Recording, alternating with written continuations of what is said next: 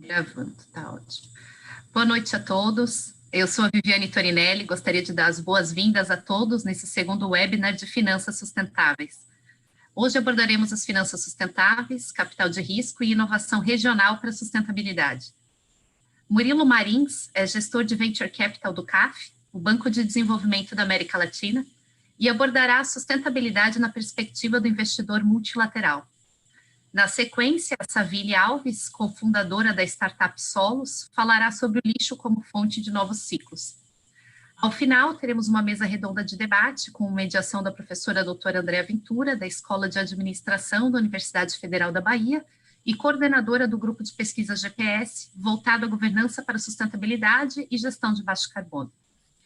O Murilo Marins, do CAF, é formado em economia pela UFBA, especializado em finanças pelo INSPER e MBA pela ESAD Business School, em Barcelona. Iniciou sua carreira como trainee do Grupo Imperial em 2008, na área de finanças, e depois atuou com infraestrutura e real estate em gestoras de recursos como Pátria e Invepar. Após experiência profissional com Project Finance no México, foi selecionado pelo Programa de Jovens Talentos do CAF em 2017 e desde 2018 atua na gestão de portfólio de ilíquidos do banco. A Savile, da Solos, é formada pela UFBA também, em comunicação social e integrante do grupo de pesquisa GPS UFBA, coordenado pela Andréa. Atua para que os negócios sejam expressões das necessidades sociais, gerando inclusão e equilíbrio. Sua militância iniciou a partir das experiências na universidade pública, quando atuou como uma das principais lideranças da Federação Baiana de Empresas Juniores e, posteriormente, como diretora da Associação de Jovens Empresários da Bahia. A Savile trabalhou em empresas de capital aberto, como a OESA e a Braskem, e também como coordenadora de captação de recursos das ONGs, Teto e Arcar. Essa pluralidade de percepções a levou a cofundar a Solos, uma startup que implementa soluções para a cadeia circular de resíduos. A Andréa Ventura, que vai mediar o evento, além de professora da Escola de Administração da UFBA e coordenadora do grupo de GPS, de pesquisa, né, é também coordenadora da Câmara de Resiliência do Painel Salvador de Mudança Climática e coordenadora adjunta da Câmara de Inovação para a Sustentabilidade do mesmo painel. Como pesquisadora, também integra a Cátedra Unesco de Sustentabilidade. Teremos, então, hoje, duas apresentações de até 30 minutos. Cada uma será seguida por 10 minutos de respostas às perguntas colocadas por vocês aqui nesse espaço Q&A, QIA, né? Que pode ser encontrado no meio inferior dessa tela, tá? De preferência, o que a gente pede aqui no chat para alguma questão mais operacional, alguma dúvida, assim, por exemplo, não estou ouvindo, está longe, está escuro, né? Ou né, não estou conseguindo acessar, mas as perguntas aos palestrantes, se puder, né, botar ali no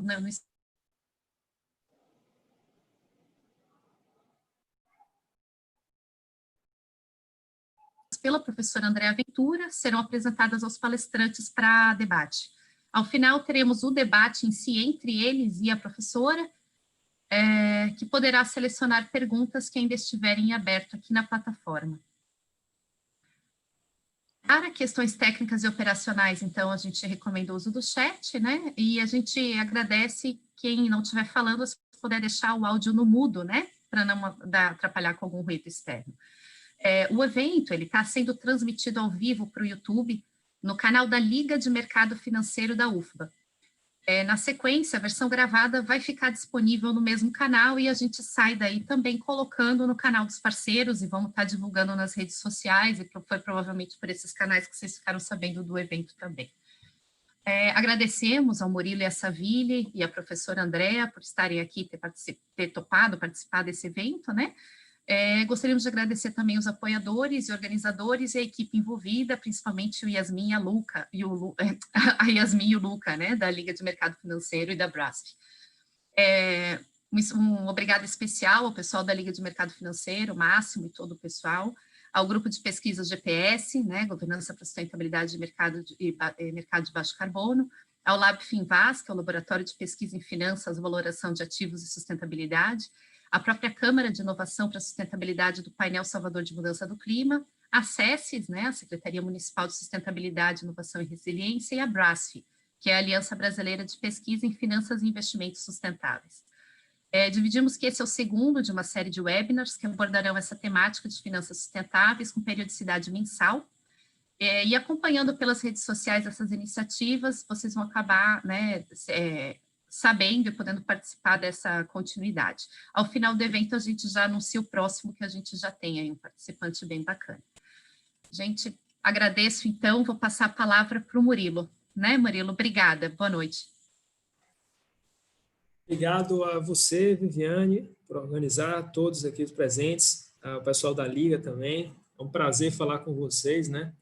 E, de certa forma, eu fico bastante feliz, né? Bastante contente de poder ter estudado aí na UFBA e agora estar aqui retornando, né? Eu acho isso muito bacana, o que os americanos chamam de give back, né? Então, assim, é uma satisfação gigantesca poder retribuir de alguma forma, né? As minhas experiências aqui e a gente bater um papo aqui. Bom, primeiramente, pessoal, vou me apresentar rapidamente.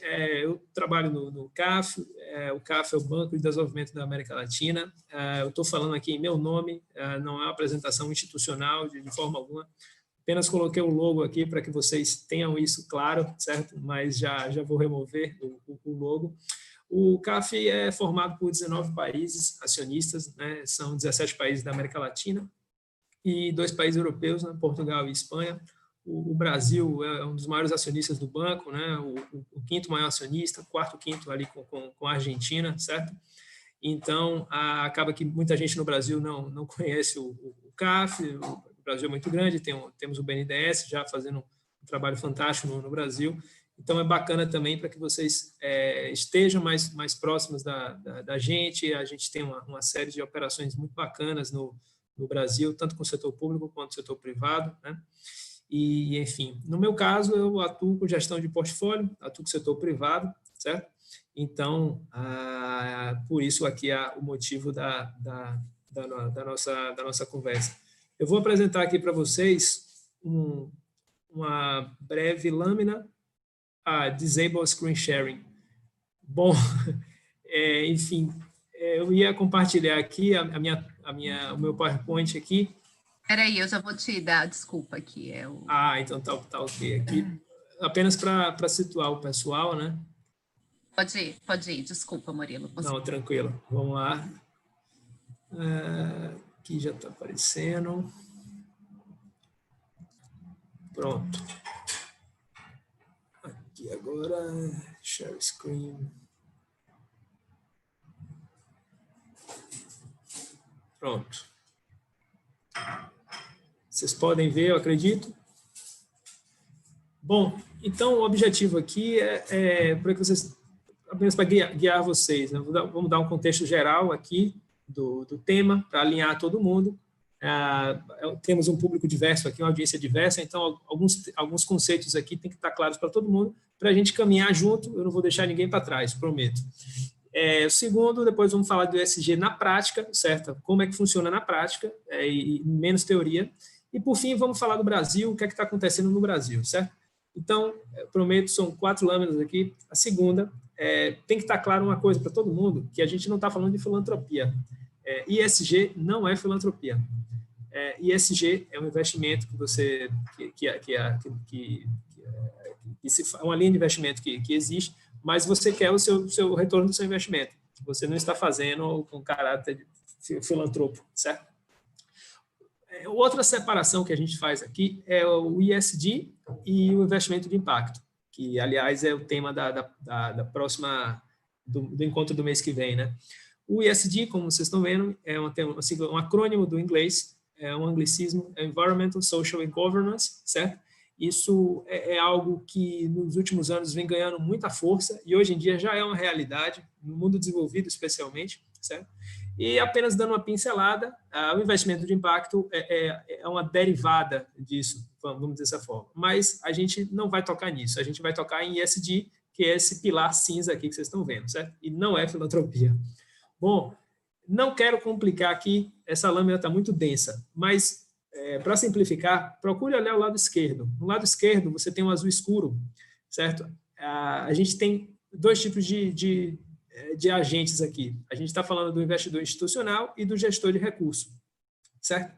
O investidor institucional, que eu já vou explicar na próxima lâmina, é o que a gente muitas vezes atua como investidor institucional. Por quê? Porque nós investimos em fundos de investimento e os gestores desses fundos pegam esses recursos e alocam de acordo com o mandato do fundo, né? Isso tem que estar claro.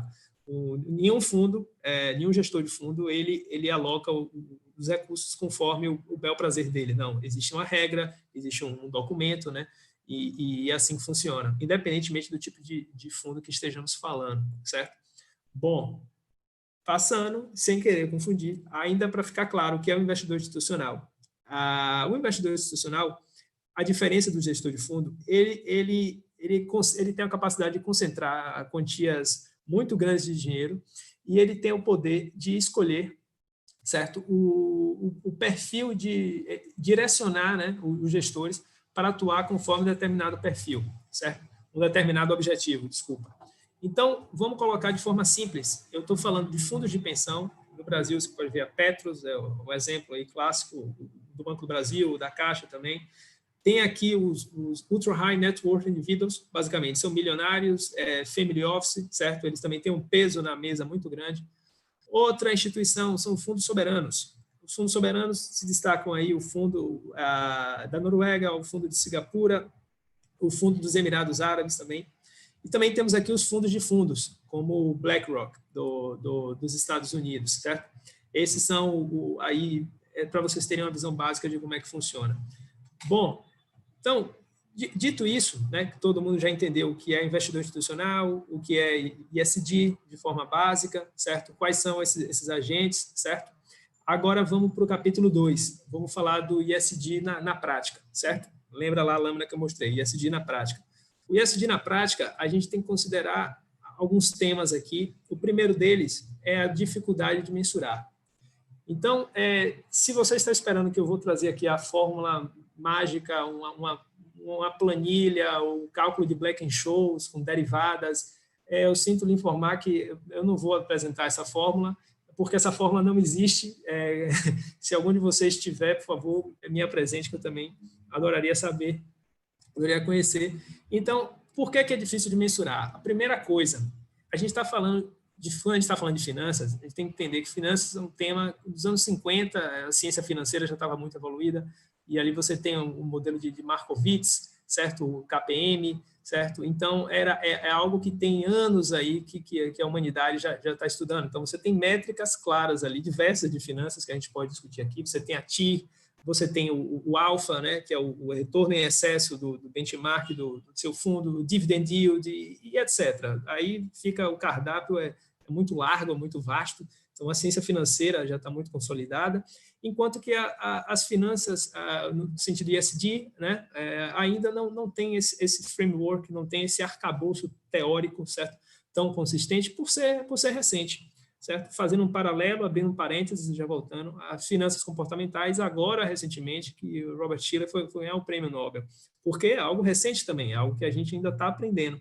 Então, não existe fórmula de bolo, não existe nada que já seja aceito universalmente como a métrica ESG, não existe a TIR do ESG, certo? Então, é um processo construtivo de todos os lados. Do lado da gente, que está aqui investindo, do lado dos fundos, dos gestores que recebem esse investimento, e também do lado do empreendedor, das empresas, certo?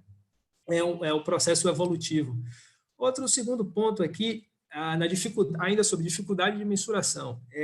O que acontece? Se você é um investidor institucional, como eu expliquei para vocês o que é um investidor institucional, você está investindo em um gestor, certo? E esse gestor, por sua vez, vai investir em ativos. Podem ser ativos líquidos, como na Bolsa de Valores, ou podem ser ativos ilíquidos, como fundos de private equity, fundos de venture capital, que investem em startups e etc., certo? Mas o impacto ocorre nesses ativos, né? Nessas empresas lá na ponta e não no fundo. Então, como é que você vai mensurar isso? E se você tiver 15 fundos dentro de casa, certo? E aí, pensa aí o tamanho, né? Imagine o fundo de pensão do Canadá. Então, para você ir lá no detalhe e mensurar o impacto de algo que não tem uma fórmula matemática assim simples, é muito complicado, certo? Então, é uma dificuldade que existe também.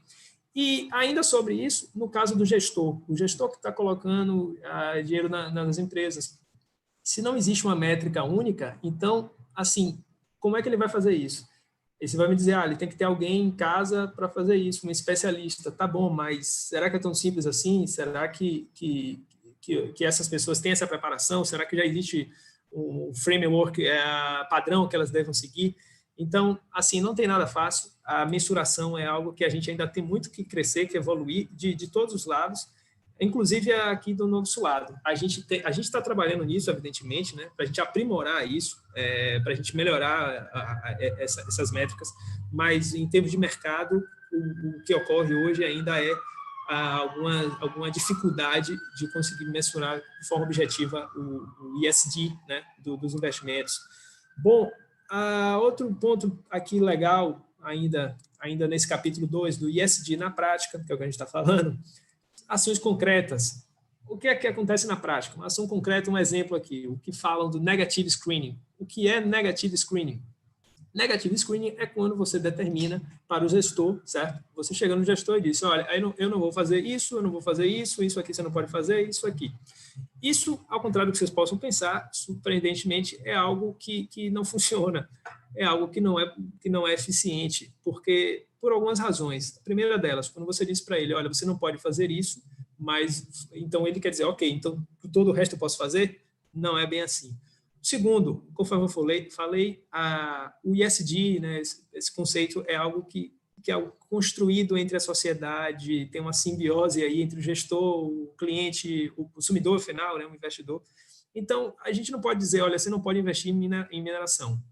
Ok, vão continuar existindo mineradoras, certo? Então, a postura é o quê? Vamos sentar com esse gestor e vamos com essa empresa e vamos conversar, vamos ver, olha, mineração tem várias técnicas. Por que você não usa uma técnica mais sustentável? Por que você não busca práticas melhores, vamos dizer, mais humanizadas, menos agressivas ao meio ambiente, com seus trabalhadores, com a comunidade que você está? Por que você não vai mais além da licença ambiental? Se a licença ambiental está aqui, por que você não entrega aqui? Então, trazer esses questionamentos para a mesa é muito mais dinâmico, é muito mais eficaz de você provocar o gestor e as empresas a fazer mais, a sair da zona de conforto, do que você pura e simplesmente dizer que não vai fazer. Porque, na prática, essas atividades são fundamentais, o mundo precisa de minério, nesse exemplo que eu estou dando aqui, certo? Então, o que a gente tem que fazer é melhorar o processo, ao invés de eliminar e dizer que isso não deve ser feito. Bom, ainda sobre isso, sobre o negative screening, comentando sobre a postura colaborativa, eu mencionei aqui o sair da zona de conforto.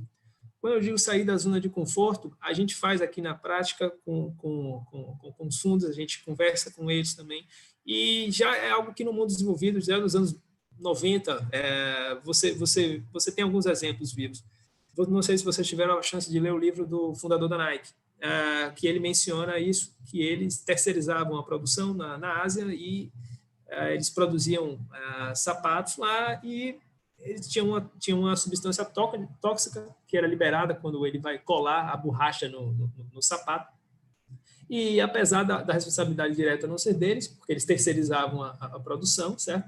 Eles se sentiram na obrigação de fazer mais, de buscar uma solução in-house, e eles criaram uma substância que não liberava mais essa substância tóxica e assim não causava uma série de danos, inclusive câncer, né, nos trabalhadores, e eles fizeram mais, eles compartilharam a solução, a substância, com os concorrentes deles. Então, se isso nos anos 90, que não tinha mídia social, que não tinha essa velocidade que a gente tem hoje em dia, isso foi uma atitude que com certeza fez a empresa ganhar pontos. Imagine hoje em dia, imagine o escândalo que é você ter no Twitter uma notícia dessa, que a empresa está produzindo sob condições que prejudicam os trabalhadores, etc. O impacto disso nos clientes, o impacto disso na bolsa. Quantas pessoas vão vender esse papel? Quantos gestores vão vender esse papel? Certo? Então, é algo que a gente tem que considerar também. E ainda sobre ações concretas, eu quero mencionar aqui um exemplo que aconteceu no nosso país, o exemplo da Vale, certo? A Vale, né, teve aí 2 acidentes, não sei nem se dá para chamar de acidente, que foram, né, causaram um dano enorme. A empresa vem repensando o seu modelo, vem repensando a forma dela extrair minério. e isso veio também por parte dos investidores. Porque um investidor, por exemplo, o Fundo Soberano da Noruega, que estava naquela lâmina que eu mostrei lá atrás, né? O Fundo Soberano da Noruega disse, olha, eu não vou mais colocar dinheiro aí.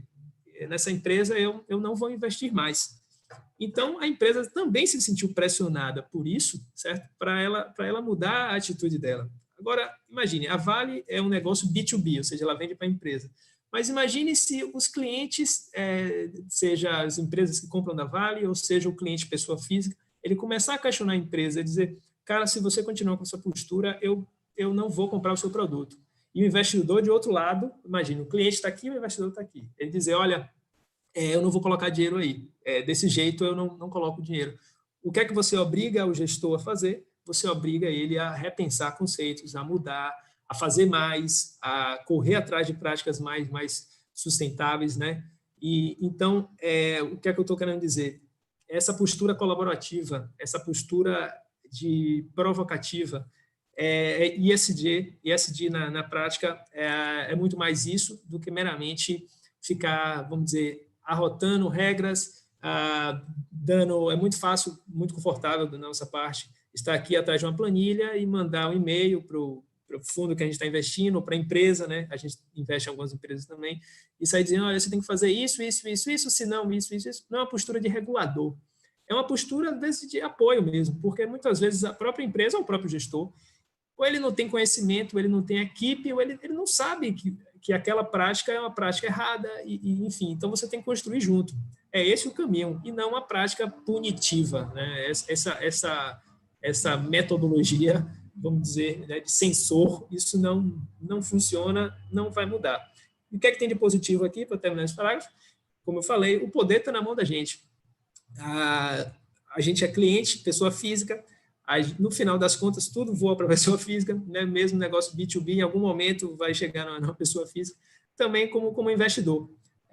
Você pode selecionar que tipo de investimento você está fazendo na pessoa física, enfim. Então, hoje em dia, a mídia social está aí, quem sabe usar, quem sabe se organizar, tem uma plataforma fantástica de você disseminar conceitos positivos, certo? Então, a gente tem um poder grande de interferir. Bom, vamos para o capítulo 3. Como eu prometi lá atrás, na minha lâmina, certo? Eu vou falar de Brasil agora. Bom, Brasil, a gente tem aqui no nosso lado, aqui no nosso banco, a gente tem investimentos em fundos, a gente tem investimentos na Vox Capital, essa é informação pública. Acho que a Vox vem no próximo evento, não sei se a Viviane conseguiu, mas a Vox é um fundo de impacto, o impacto está mais em cima do ESG, certo? Mas, obviamente, que se você é um fundo de impacto, lógico, o ESG é o mínimo que você está entregando. Então, por que a gente faz isso? Por que a gente busca esse tipo de investimento? A gente tem que estar alinhando sempre a nossa missão, a nossa visão, nossos valores, certo? Com os gestores que a gente está buscando. E aí você vai perguntar, então quer dizer que todos os fundos que você investir no Brasil ou fora do Brasil são fundos de impacto, são ESG? Não. O Brasil tem poucos fundos ainda com características ESG, né, e de impacto também, seja na Bolsa, seja fora da Bolsa, certo? Então, o investidor ESG no Brasil, que ele está buscando ESG, ele ainda sofre muito, certo? E quem é que demanda mais isso aqui? Quem é que levanta essa bandeira?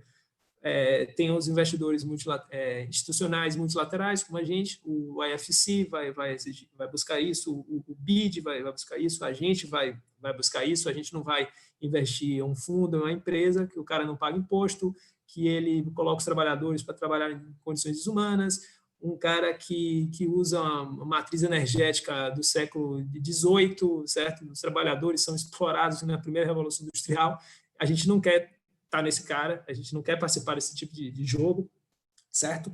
E no caso dos fundos líquidos, a gente não trabalha com ativos líquidos, certo? Na nossa área a gente faz ativos ilíquidos, certo? A gente não vai investir em ações, mas apenas para compartilhar o conhecimento, você já tem alguns family offices no Brasil que estão pedindo isso, certo? Você tem os investidores institucionais que eu falei, o Fundo da Noruega, por exemplo. Então, a tendência em reuniões e eventos com investidores institucionais cada vez mais se coloca isso na mesa. Os próprios bancos brasileiros grandes, algumas gestoras já têm isso, a XP já tem pessoa para olhar isso, certo? Dentro de casa, porque é uma demanda do investidor. Então, é assim que você muda as coisas. Quando o cliente está pedindo, o cara tem que correr atrás para entregar, certo? Mas ainda temos um vasto caminho para desenvolver. Bom, outro ponto aqui, ainda sobre o Brasil, agora é falar um pouco da nossa experiência enquanto investidor direto. Recentemente, a gente fez um investimento, mais recentemente mesmo, esse mês agora, a gente fez um investimento numa empresa do sul do Brasil. Como não está tudo assinado, eu não posso compartilhar aqui, mas a gente criou um programa aqui para auxiliar empresas que estão criando soluções voltadas para o Covid-19, certo? Isso aí está na nossa função social, de fazer esse tipo de coisa. Então, a gente teve essa ideia aqui, bolou e executou, e ficou bem legal o plano. Então, a gente fez esse investimento numa empresa de biotecnologia. Então, o que é que a gente fez? A gente propôs, olha, por que você não segue esses KPIs aqui? A gente tem um book aqui de 70 indicadores, vamos dizer, e a gente vai ter que adaptar conforme o tipo de negócio. E aí, assim, em qualquer lugar. Não vai ter um KPI que vai servir para uma empresa de petróleo, para um curso de inglês, não. Você tem que ter a capacidade de adaptar, né? Então, a gente diz, olha, segue isso aqui, ó, tem equidade de gênero na sua empresa, você está pagando os impostos direitinho, etc. Uma série de coisas. Mas foi muito bom, porque a empresa já fazia isso. É uma empresa, inclusive, que emprega mais mulheres do que homens. Ele tinha um histórico aí dos últimos 3 anos detalhando isso, certo? Então, você está trazendo diversidade para a mesa, para a empresa. A gente tem muito também que melhorar nesse quesito, mas é algo que nos deixou muito contente, que a empresa já tem uma política, uma startup, eu estou falando, para reduzir o consumo de água, e eles vêm reduzindo, certo, para a atividade deles. Então, assim, são métricas que a própria empresa criou, a gente só propôs novas, eles gostaram, acharam legal, bacana, vamos buscar isso aqui, né? Não é uma camisa de força, mas é um trabalho colaborativo, como eu falei, e é interessante porque o gestor dessa empresa, certo? Também fica em Santa Catarina, ele, por iniciativa própria, ele reporta no reporte anual dele, ele tem uma página para cada empresa que ele coloca iniciativas relacionadas a impacto. Então, ele vai ter lá equidade, enfim, investimento em pesquisa e desenvolvimento, uma série de métricas, dependendo da empresa, obviamente, sempre nessa lógica ESG. O fundo não é um fundo de impacto, mas ele está fazendo isso. Moral da história, no mundo perfeito, todos estariam se preocupando com o tema ESG, e ESG não seria apenas algo pontual, algo de 5% do mercado, não, seria algo que todos iriam seguir esse tipo de prática. Bom, eu estou falando demais, eu queria ouvir a Andréa. Andréa, você tem algumas perguntas aí para a gente fazer um bate-papo mais interativo? Oi, Murilo, obrigada. Na verdade, eu tenho várias. Além daquelas que eu já tinha pensado antes da apresentação, eu acho que durante a apresentação me foram surgindo diversas dúvidas, né? Na verdade, são mais inquietações, creio, do que dúvidas propriamente ditas. Como você sabe, eu trabalho nessa área de sustentabilidade, trabalho por detrás enquanto práticas de ensino, mas de alguma maneira também tento trabalhar isso na ponta, na medida em que faço extensão na faculdade. Então, a gente está tentando, através do painel de mudanças do clima, por exemplo, verificar como é que Salvador tem que se adaptar para poder responder melhor às mudanças do clima e assim por diante. E daí, isso me causou bastante curiosidade, assim, interesse, quando você disse que, enquanto cidadão, que seria o investidor da ponta, né, que a gente poderia estar impactando as decisões dos investidores, né, dos grandes fundos, talvez até. E você comentou que há exemplos sobre isso, inclusive de family offices, assim que se diz, né? No Brasil, que vem buscando influenciar isso de alguma maneira, já que não é uma cobrança, como você mesmo disse, né? É um diálogo, é uma busca coletiva de fazer essas questões acontecerem. Eu queria saber, assim, o que você podia trazer de exemplos para a gente aqui no Brasil? Porque eu vejo, assim, muitos casos bem-sucedidos na Europa, né? O cidadão europeu ele consegue exercer uma pressão diferenciada sobre as suas empresas, não sei o quanto isso vem por parte de investidores, o quanto isso diretamente na empresa, mas assim, aqui no Brasil, como é que você poderia nos ajudar assim, a ver Quais são esses exemplos de nós, investidores finais? Eu estou me encarando como uma, com os meus parcos, hoje eu estava finalizando imposto de renda, minhas parcas aplicações, eu fiquei muito feliz quando eu soube que são num fundo de investimento que valoriza ESG, né? Então, nós, enquanto cidadãos, e também, se você puder falar, não sei se isso é algum tipo de sigilo, exemplos de family offices que estão auxiliando nesse processo de transformação. Excelente pergunta, e é bom que a gente interaja dessa forma, assim. Bom, são dois tópicos aqui, vamos lá. O primeiro tópico é Brasil, não sei se vocês conhecem a Fama Investimentos. A Fama Investimentos criou um fundo de ESG, então ele tem ali uma série de métricas, de regras. Por exemplo, ele não vai investir em estatal, por causa do G, governança, certo? Estatais não são, né, como a gente sabe, não é um exemplo de governança no Brasil, infelizmente. Então, se você conseguiu chegar num país como o Brasil e você ter um fundo de investimento grande que criou um fundo ESG, que ele, se não tiver o selo de ESG, que é obviamente subjetivo, mas é um esforço grande. Se não tiver o selo de ESG, ele não vai colocar dinheiro naquela empresa, ele já está fazendo a mudança. E você pode dizer, ok, eu vou colocar dinheiro nesse fundo aqui, e os outros você pode ligar lá no gestor, você está colocando seu dinheiro, e dizer, cara, ESG, vocês estão fazendo o quê aí? Porque não fazendo nada, não tem nenhum grupo de estudo, pô, eu gostaria de saber o que é que você está colocando meu dinheiro e tal, como é que é isso dentro aí para vocês, se isso é importante ou se vocês estão com a faca no pescoço aí na empresa para o cara ter lucro de qualquer jeito, porque isso não é sustentável no longo prazo, né? A gente vai ter esse lucro de curto prazo, mas no médio e longo prazo você vai tomar uma multa ambiental, você vai parar de atrair os melhores talentos, porque hoje em dia eu não sei se eu gostaria de trabalhar na Vale. Quando eu me formei, eu passei no trainee da Vale até, não fui chamado por causa da crise, fiquei triste, mas hoje sinceramente, eu pensaria duas vezes. Então, assim, será que essas empresas vão se perpetuar daqui a 10? Será que a perenidade nesse tipo de relação aí da primeira revolução industrial em pleno 2020? Eu não sei. A segunda pergunta é mais a questão da sociedade. Você mencionou a Europa está mais avançada em ESG que os Estados Unidos. É isso que eu leio, que dizem. Não estou trazendo a verdade, mas é o meu entendimento. Porque é uma questão que a sociedade deles valoriza mais isso. Então, se a sociedade não se movimentar, se a sociedade não entender essas coisas, dificilmente isso vai se reverberar nas empresas, nos investidores, é toda uma cadeia, certo? Então, a primeira questão é a sociedade tem que entender quais são os valores que ela quer, o que é que ela acha importante, o que é que ela está buscando, e, naturalmente, toda a cadeia começa a rodar. Agora, se isso não ocorrer, é bem complicado. E você falou, né, sobre o tipo de prática que vocês incentivam as empresas. Você comentou, inclusive, de uma coisa que a gente conversa bastante na Brasf, que é o subgrupo de pesquisa que está atualmente sendo coordenado, inclusive, por Viviane. Eu coordeno o GPS, mas a gente conversa muito sobre a ausência de um framework de análise que permita realmente a gente compreender, de fato, em que aquela determinada ação da empresa está impactando, quanto está impactando. Eu queria fazer duas perguntas, na realidade. A primeira é que você comentou que vocês da CAF vêm desenvolvendo formas de fazer essa análise.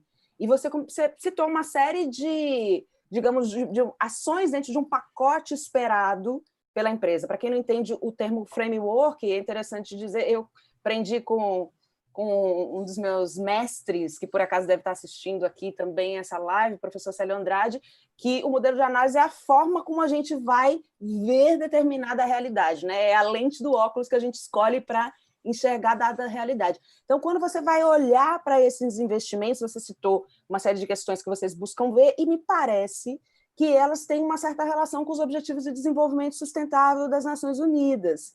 Queria saber se isso é realmente assim. E uma segunda pergunta associada a isso é, além de vocês da CAF, você tem conhecimento de algum, não sei se seria um grupo de pesquisa, se seria um investidor que está buscando desenvolver um instrumento desses de análise e que você considera que tem uma possibilidade exitosa, que vocês estão vendo interessante, até para, de repente, fazer uma parceria com a CAF para esse desenvolvimento, não sei? Bom, duas perguntas. Primeiro, sem querer confundir, mas já confundindo, voltando à sua pergunta anterior, eu lembrei, uma gestora do Rio, acho que a JGP, ela foi instada, né, foi estimulada por um family office, acho que o SKP Investimentos, também do Rio, a entrar nisso, a dizer, cara, a gente quer ESG no fundo aí, senão a gente não vai investir em vocês, vai investir em outro. Então, é um exemplo prático. Bom, respondendo agora as suas duas perguntas. Primeira pergunta, os ODS, né? Todo mundo aqui deve conhecer os Objetivos de Desenvolvimento Sustentável da ONU para 2030, a gente ter um mundo aí que esteja melhor do que está hoje em dia. Bom, a gente utiliza isso como um input muito importante nos nossos relatórios, né? E nas nossas análises, porque é um framework muito, muito bom, né? Muito bem feito, né? por eles. Então, a gente parte daquilo ali para tentar entender, né, nos investimentos, como é que ele se encaixa nesse ODS. Já é alguma clareza, certo? Em relação em termos de ESG impacto, em termos do investimento que a gente está fazendo. Ok, tem o investimento A e o investimento B. O investimento A, ele atende a 7 princípios do ODS. O investimento B só atende a 1. Então, aparentemente, o investimento A, do ponto de vista de ESG, está muito, muito mais na frente. A sua segunda pergunta sobre grupo de estudo e fundos, eu sei que tem alguns fundos de ativos líquidos no Brasil, que não é o meu caso, que estão fazendo isso, mas nós aqui temos sim um grupo de estudo aqui na nossa área, né? Não sou eu que estou conduzindo esse grupo, mas tem uma área no banco, né, que olha isso com mais detalhes, certo? Para a gente continuar caminhando, certo? Ainda temos muito que fazer, como todos, né? Porque não tem resposta óbvia aí, mas a gente já vem entendendo. Como eu coloquei, tem alguns temas, né, lá no começo do papo aqui, tem alguns temas que ainda estão na mesa, mas estão na mesa para muita gente, não é uma questão nossa. Também tem a questão de tempo, de capital humano e etc. Mas só o fato da gente já ter clareza sobre o que é que tem de problema, qual é o problema, definir quais são os recursos que a gente tem, onde é que a gente quer chegar, a gente vai avançando. Tem uma consultoria americana chamada The Bridgespan Group, que eles ajudam fundos, ajudaram o pessoal do BlackRock, aquele fundo americano, a colocar práticas ESG, ok, como é que eu faço isso na prática? Então, tem consultoria para isso, até uma coisa bacana, né? Gente muito boa tem nessa consultoria, ajudando empresas, fundos a operar o tema ESG, para não ficar algo teórico apenas, né? Acho que eu tenho tempo para fazer mais uma perguntinha. Viviane me sinaliza se não, tá ok? Você comentou também que realizar esses investimentos ESG são parte da função social que vocês colocam no CAF, né? Algo que vocês optaram por fazer. Creio eu que também influenciados por uma cobrança institucional, não sei se dos países, não sei se dos investidores. Queria que você falasse um pouquinho sobre isso, como é que o banco começa a realizar esses investimentos, né, o CAF. Mas mais do que isso, eu queria entender um pouquinho, porque você comentou que vocês não fazem investimento de impacto, que o investimento de vocês é um investimento ESG, ou seja, em aspectos então de meio ambiente, governança, esquecendo qual, o social, claro. Então, assim, por que essa distinção, né?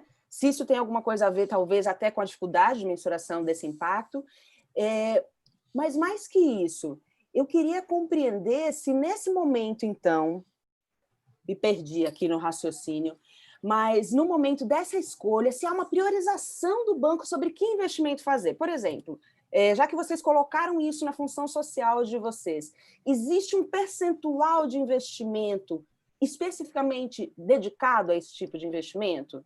Ou realmente é 5%, 10%, o que sobrar? Qual é o grau de priorização que está sendo dado hoje para esse tipo de investimento, mais na sua instituição propriamente, né? Mas se você quiser falar um pouquinho sobre isso em geral também, fique à vontade.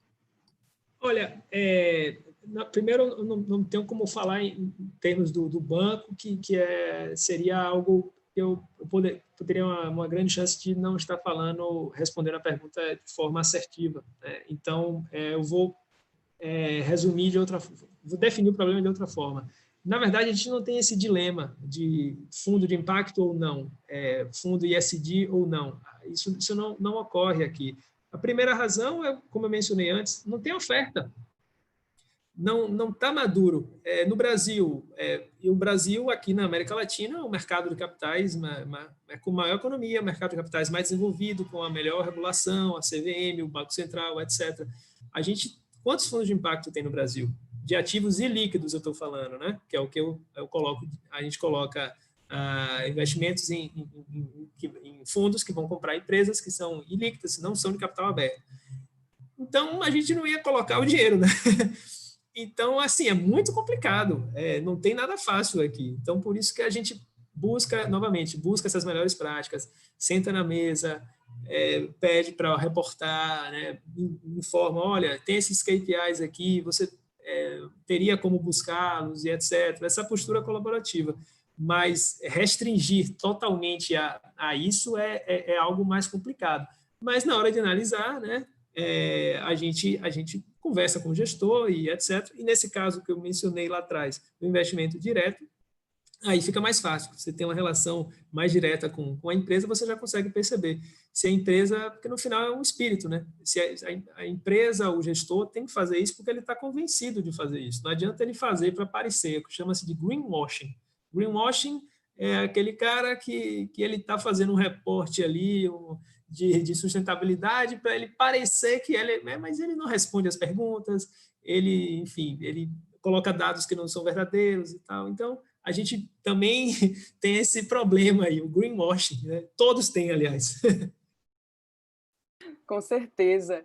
E daí, então, como há essa busca na realidade mesmo, porque as pessoas querem realmente investir em coisas que vão trazer benefícios positivos, né? Ou muita gente. Só que, obviamente, que a gente está falando aqui de dinheiro, de investimento, né? E daí tem toda a questão do risco, onde aportar, se vai ter retorno no valor investido. Como é que vocês trabalham esse tipo de dilema, digamos assim, ou isso não ocorre? Então, Andréa, excelente pergunta. Eu poderia ter mencionado antes, mas vou mencionar agora. Não existe esse dilema, e eu tinha essa percepção equivocada de que existiria que dilema? Retorno e investimento ISD. Ora, para você ter lucro, você vai ter que arrancar o pescoço do cara com forceps. Não é assim, pelo contrário. Os números mostram, tem estudos, não é palpite, são dados, estudo de Harvard, análises de 10, 20 bases de dados de fundos, empresas que atuam de maneira ESG e outros que não. Que o investimento em ESG ele tende a ser mais rentável do que aquelas empresas que estão lá arrancando lucro a qualquer custo, cortando tudo, enfim. Então, assim, na verdade, é a fome com vontade de comer. O investimento em ESG ele tende a ser mais rentável, né? Mas per si não quer dizer que o investimento vai ser rentável. Primeiro, a empresa, né, é uma discussão que ultimamente o pessoal tem ideologizado algumas coisas. Isso não tem nada de ideologia. A empresa tem que dar lucro, sim, o negócio tem que dar lucro, sim, mas não adianta o lucro de curto prazo. Como você mencionou do risco. Ora, se essa empresa não tem práticas sustentáveis, essa empresa ela pode ser precificada com um risco maior, tanto pelo banco, que vai estar emprestando dinheiro a ela, quanto pelo acionista que vai colocar dinheiro lá. Então, ele vai exigir um retorno maior, porque para você calcular o valor de um ativo, você vai ter que descontar fluxo de caixa futuro e você tem uma taxa ali embaixo, que chama-se custo de capital. Se você colocar um prêmio de risco ali, esse ativo vai valer menos. Então, você vai ter que dizer, olha, esse cara é muito arriscado, esse cara vai tomar uma multa trabalhista em algum momento, esse cara não está atraindo talento porque ele tem práticas muito antigas, o cara moderno não quer trabalhar nesse tipo de ambiente. Então, o valor desse negócio vai ser menor, certo?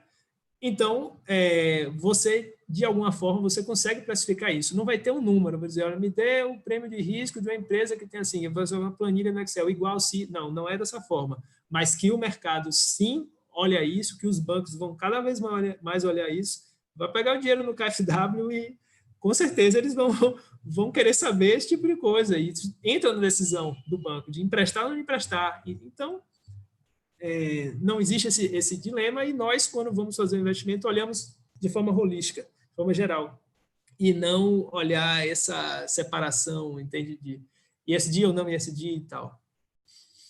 Excelente. Eu acho que a gente pode guardar um pouquinho das outras dúvidas para daqui a pouco. Na verdade, não são dúvidas, é que eu fico instigada em ver que realmente o mercado financeiro também está ficando cada vez mais, e bom saber que aqui no Brasil isso é uma questão crescente, não apenas em outros lugares do mundo, mas essa preocupação também aonde está sendo investido o dinheiro. Muito bom. Viviane, com você. Obrigada, Murilo. Na verdade, eu acho que agora a gente deixa a palavra com a Savile, né, Savile? Pode ser? Obrigada, gente. Oi, gente. Bom, agradecer aqui o convite, Vivi que me fez, esse convite está aqui, Murilo por toda a troca, professora Andréa, que eu admiro super. Bom, eu sou cofundadora da Solos, que é uma startup que trabalha com gestão de resíduos. Então, a gente tem aí no nosso cerne o sonho de ver as cidades como espaços mais coletivos, e acreditamos que o lixo que a gente gera é uma demonstração do quão próximo ou distante nós estamos, né, de ter dessa sociedade mais justa, mais equilibrada, com relações humanas mais não tão exploratórias, mais humanizadas de fato. Então, quando a gente surgiu em 2016, tanto eu quanto Gabi, que é a minha sócia, a gente vinha de um processo aí de conhecer muito bem a experiência de estar realmente ali nessas grandes empresas, e de ter a vivência desse dia a dia e desses business. Eu trabalhava numa indústria de petroquímica, então, que é uma realidade que eu conhecia desde o chão da fábrica mesmo, quando o processo ali era feito, até a sustentabilidade, que era ali o outro lado que a gente tentava trazer aspectos positivos do uso, né, dos materiais que a gente produzia. E Gabi, com a experiência de relações internacionais e de trabalhar com organizações internacionais relacionadas ao Canadá, que foi a experiência dela. Então, assim, a gente juntou essas experiências e, junto com isso, a nossa também vivência no terceiro setor. Então, o lado mais social, que muitas vezes está desconectado do mundo dos negócios, né? Então, parece que durante o dia a gente vai para aquela correria de estar ali numa empresa, no nosso trabalho, e no final de semana, em algum outro momento, no Natal, a gente vai fazer uma ação social, tal como se o nosso trabalho, a nossa ação enquanto profissional não tivesse uma relação direta com o que a sociedade vive, né? E aí, a partir dessas reflexões, a gente entendeu que fazia sentido montar uma empresa, um negócio, enfim, onde a gente conseguisse diminuir essas barreiras, esses abismos, né, entre o trabalho e a geração de valor para a sociedade, de uma forma mais equilibrada e mais justa. Então, quando a gente resolveu montar um negócio, a gente teve a sorte, vou dizer assim, de conseguir ser aceitas por um programa de aceleração, e que, na época, além de fazer as mentorias, que são proforme, assim, eles também teriam um potencial de aporte financeiro, de investimento. Então, era uma empresa do mercado financeiro que criou esse programa, e a gente resolveu se inscrever, passamos, e a gente foi morar em São Paulo, que tem uma realidade bastante diferente daqui de Salvador, que é onde a gente hoje atua, né? Então, São Paulo é um espaço onde consegue trazer muitas oportunidades, onde o dinheiro rola de uma maneira muito mais acelerada do que aqui, e foi lá onde a gente se construiu enquanto negócio. Então, foi importante para a gente começar a ter essa vivência enquanto empresa, num cenário muito mais competitivo do que aqui em Salvador, num cenário onde existiam muito mais concorrentes, onde também existiam cases tanto relacionados ao nosso eixo de atuação, que são os resíduos, quanto a diversas outras iniciativas de impacto. Então, da mesma forma como há muito mais concorrência, há também muito mais mercado também para se explorar, e as pessoas já estão mais abertas também a esse tipo de novidade ou de modelo de negócio, de modelagem de negócio, que é um pouco menos tradicional e convencional. Então, para a gente foi fundamental receber esse aporte, esse suporte, né, de alguém, primeiro que estava acreditando que a ideia que a gente tinha, que a priori parecia distante de uma possibilidade real de negócio, ela sim tinha valor, e não só valor do ponto de vista filosófico, ideológico, enfim, mas um valor do ponto de vista econômico mesmo, que isso era um negócio que tinha um potencial de dar dinheiro, e não só dar dinheiro no sentido, pelo que nós acreditamos, não só a mim e a Gabriela ou a qualquer um que viesse a investir no negócio, mas de trazer uma economia mais circular, mais solidária, com redes de fornecedores e de clientes, onde pudesse ser mais inclusiva, onde o que Murilo ele trouxe aí, todos esses indicadores, né, eles conseguissem ser mensurados e a gente conseguisse ali enxergar a transformação e ter um mínimo de acompanhamento e gerenciamento sobre isso. Então, foi mais ou menos assim que a gente começou, e quando a gente voltou para Salvador, acho que nossa grande dificuldade é porque aqui a gente tinha o desafio de abrir as portas. Então, existem outras empresas que trabalham dessa maneira voltada para a gestão de recursos de maneira circular. O que é isso? É trabalhar reciclagem, é trabalhar compostagem, é trabalhar princípios da economia circular voltado para o resíduo. Então, hoje, por exemplo, é uma terça-feira, é dia de caminhão de lixo passar aqui no meu bairro. Então, esse modelo do caminhão que passa na minha casa e leva esse lixo para o aterro sanitário é um modelo que eu não acredito que cabe para todos os resíduos. Então, o meu negócio ele surge justamente para a gente tentar criar outras formas de fazer com que a gente que gera lixo, gera resíduo, consiga dar uma destinação adequada, e não só nós que somos os consumidores finais, mas todo mundo que está envolvido nessa cadeia dos resíduos, né? Desde lá da empresa, da indústria que fez a extração da matéria-prima, até a indústria que processou isso e transformou isso em alguma coisa que dá valor, até chegar nos varejistas, no comércio, que vai propiciar que o consumidor final consiga ter acesso a isso. Mas vamos lá. E aí, quando a gente chegou aqui, a gente tinha muito esse desafio de abrir as portas. Então, para a gente, logo no início, foi bastante difícil. E se a gente não tivesse passado por uma experiência de ter um suporte de mentoria e de investimento e de estrutura para preparar a gente para essas dificuldades, para esses desafios, com certeza a gente teria ou já fechado ou sofrido bem mais do que o que a gente sofreu no início.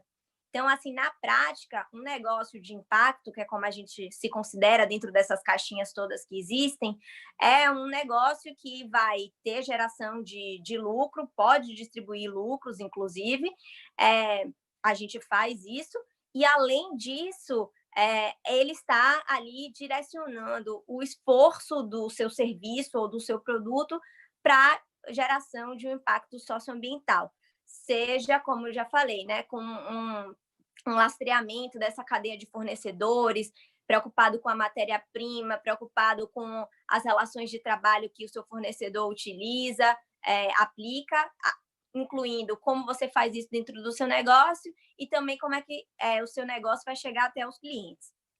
E aí, aqui em Salvador, a gente encontrou aí, dentro dessas grandes empresas, o principal meio da gente conseguir transformar ali nossa proposta de serviço para uma realidade de fato, onde as pessoas tivessem acesso a isso. Então, acho que quando a gente fala de investimento, a gente passa, óbvio, também pelo desejo dos clientes. Então, quando a gente vê uma investidora como um investidor como o CAF trazendo aí uma realidade de que já existe uma pressão pública da sociedade, que, portanto, eles absorvem nas suas métricas e nas suas tomadas de decisão a governança, a sustentabilidade e o social como aspectos relevantes na hora de se investir, a gente também acredita que os clientes, né, eles também vão levar esses 3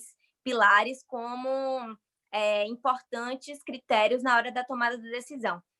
Mas, além dessa pressão popular, pública e tudo mais, a gente também sente uma necessidade bastante grande da gente fortalecer as políticas públicas, porque, apesar do investidor não poder regular, nem é dever dele, né, regular ou coagir ou exigir algumas coisas, a lei é justamente o que vai trazer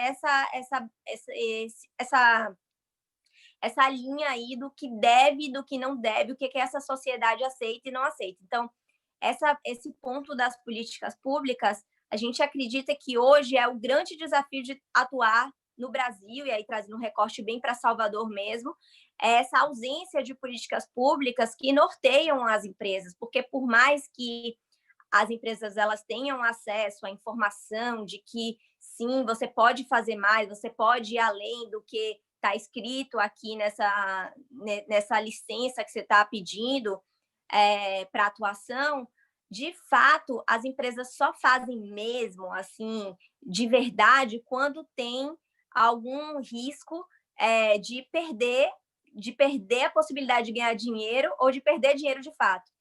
Então, hoje, o nosso trabalho ele é muito forte para fortalecer essas políticas públicas, que são aquilo que vai fazer com que os nossos clientes direcionem, de fato, ali na hora de rachar para onde é que vai o seu investimento, né, nos projetos e nos serviços que eles contratam, se vale mais a pena um projeto ou um serviço que é mais inovador, que é diferente, porque quando você está falando de você trazer uma cadeia circular para o seu resíduo, você está falando de fazer de forma diferente do que já acontece hoje em dia. Então, isso significa quebrar paradigmas, às vezes significa ter algum tipo de desembolso de investimento inicial. Então, a gente tem um pouco desse desafio. E aí, falando do nosso negócio também, trazendo a perspectiva de, beleza, os clientes já estão nessa, mas a gente também precisa de força e de fôlego financeiro de investidores. Então, a gente teve em 2018 a oportunidade também de receber um investimento do Senai Cimatec, junto com a Prefeitura de Salvador e o Sebrae. Eles fizeram um edital voltado para negócios com soluções de impacto em sustentabilidade, e a gente desenvolveu durante um ano uma tecnologia, né, um equipamento para reaproveitamento dos resíduos com geração de energia, de gás.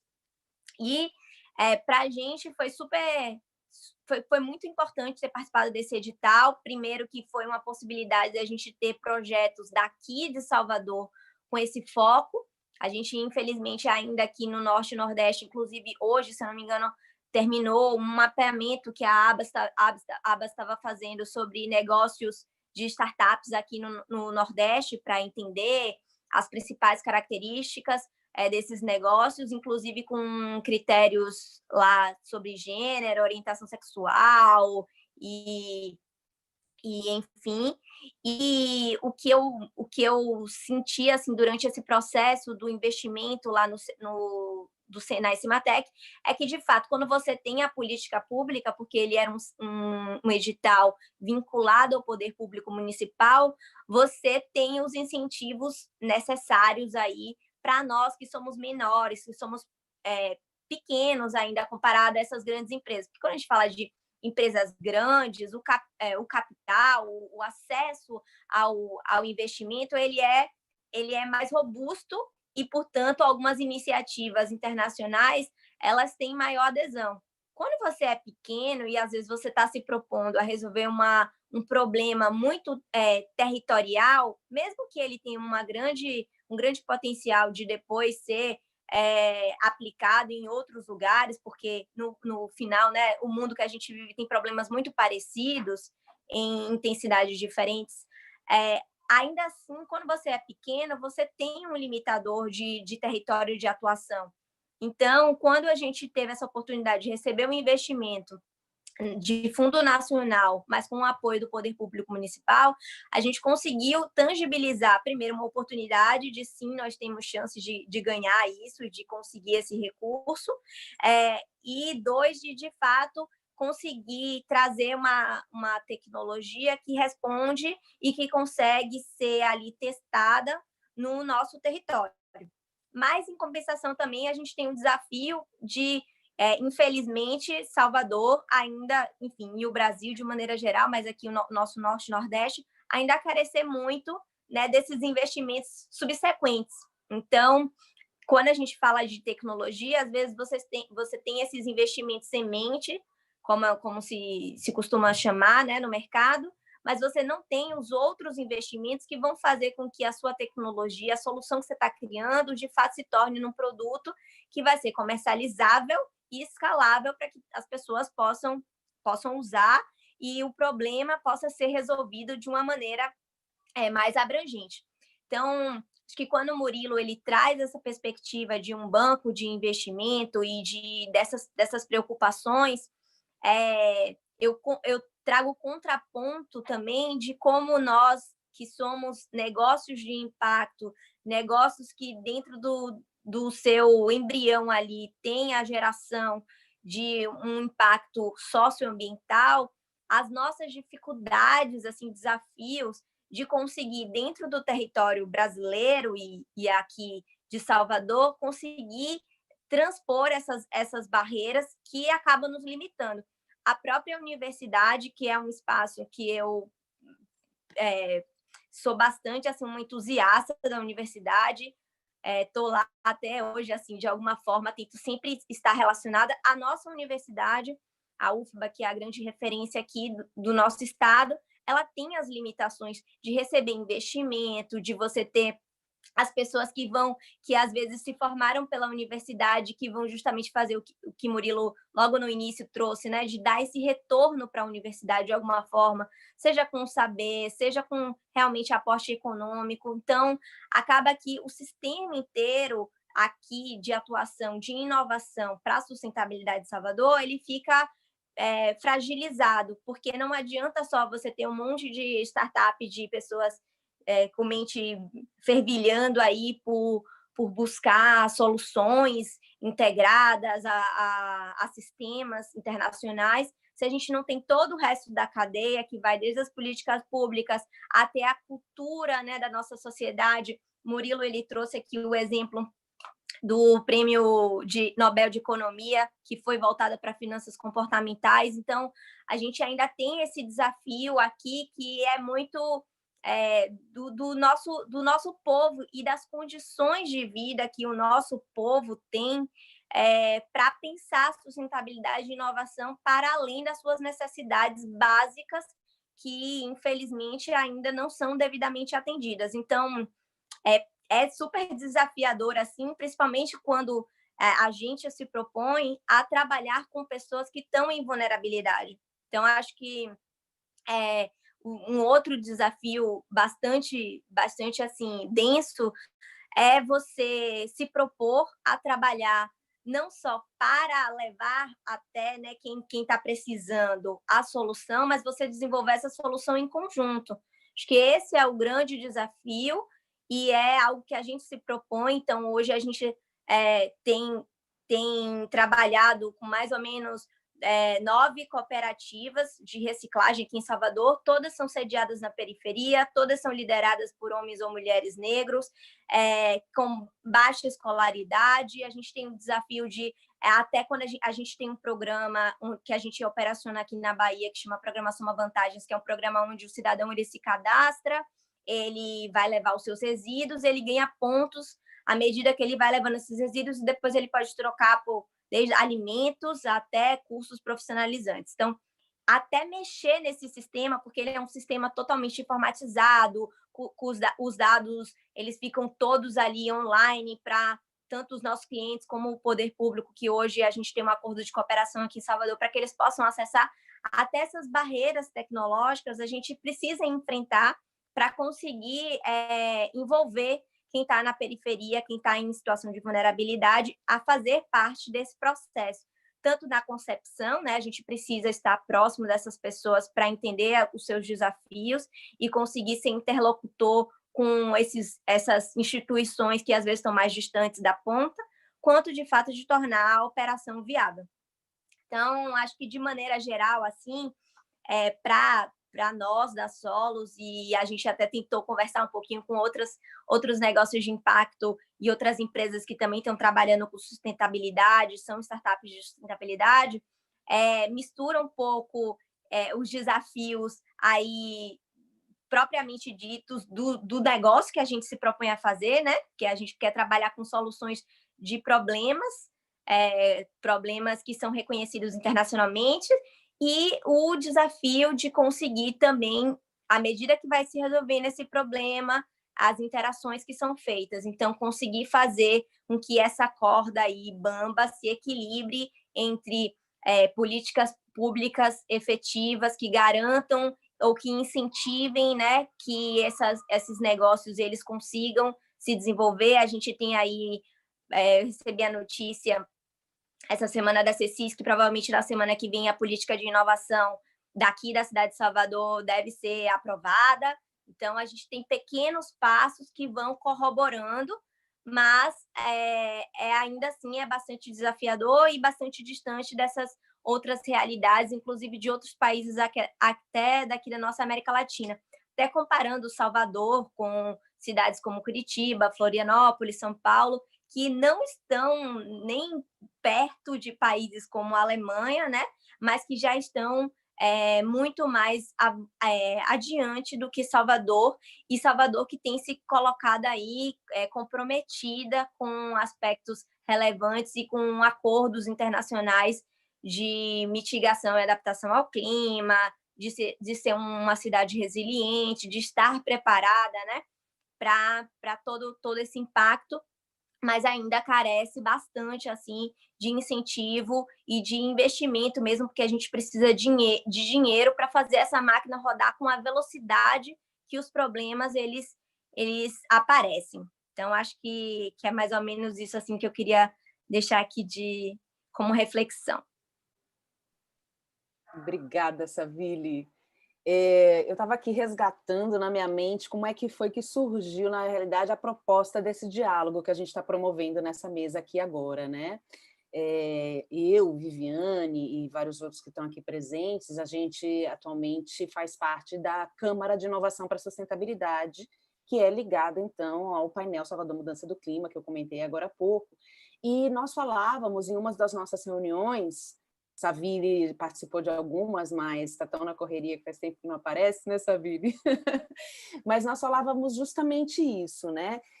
Como garantir que haja inovação focada em sustentabilidade para a cidade de Salvador, para a região, para a Bahia, mas obviamente que o foco do painel é Salvador, mas a gente sempre, nas nossas discussões, a gente amplia um pouco o raciocínio. E foi aí, numa dessas nossas conversas, que surgiu a ideia, e Viviane, que, para quem não conhece, é uma entusiasta, né? Está tocando aí a criação da Brasf, que é esse grupo de pesquisa que está estudando finanças sustentáveis, quem sabe se torne algo maior daqui para frente, mas a gente conversava, então, que a gente precisava colocar em diálogo, em conversa, em contato direto, então, empresas que trabalham na busca de impacto e inovação que traga, de fato, sustentabilidade, e Savile, você se colocou, então, como cofundadora de um negócio de impacto, e investidores que buscam, então, investir em negócios como esse, sejam inovadores ou não, no caso do CAF, mas a gente vê que existe, ainda que muito incipiente, um recurso que está surgindo aí no Brasil, aqui em Salvador ainda muito pequeno, pelo que você está falando, né, Savile? Focado em inovação para a sustentabilidade. Então, eu queria resgatar um pouquinho essa proposta, porque já a gente vai colocar vocês dois para dialogar, mais propriamente dito, né? E é interessante a gente ver isso. Savile fala que existe esse capital semente para o surgimento de uma organização do tipo da dela, mas como é que se sustenta? depois no mercado, né? E a gente vai poder chegar um pouquinho a isso. Mas antes disso, eu queria entender um pouquinho melhor, Savira, e talvez essa curiosidade não seja só minha, mas também de outras pessoas que estão aqui assistindo, e eu não posso me esquecer que a gente já tem algumas perguntas, eu diria, de fôlego aqui, sendo elaboradas pela plateia. A gente tem uma plateia com bastante conhecimento aqui também, participando dessa nossa live, desse nosso diálogo, mas eu queria compreender uma coisa. Bom, vocês surgem, então, com uma proposta de negócio que é incubada por um projeto, e vocês se mudam para São Paulo para serem incubados por esse projeto. Bom, primeiro eu queria que assim, você nos contextualizasse um pouquinho melhor. Assim. Vocês já tinham uma ideia de negócio quando vocês propuseram essa incubação, né, essa proposta para ser incubada para essa empresa aqui em São Paulo, que eu não sei, era uma venture capital, eu não sei se você falou isso e eu me perdi. Essa incubadora tentou preparar vocês para o mercado no sentido de captação de recursos propriamente dito? Como é que esse tema, investimento, fundos de investimento, investimentos focados na inovação, vocês trazem uma proposta inovadora, um negócio de impacto, como é que isso se deu assim nesse contexto da criação, então, da empresa de vocês?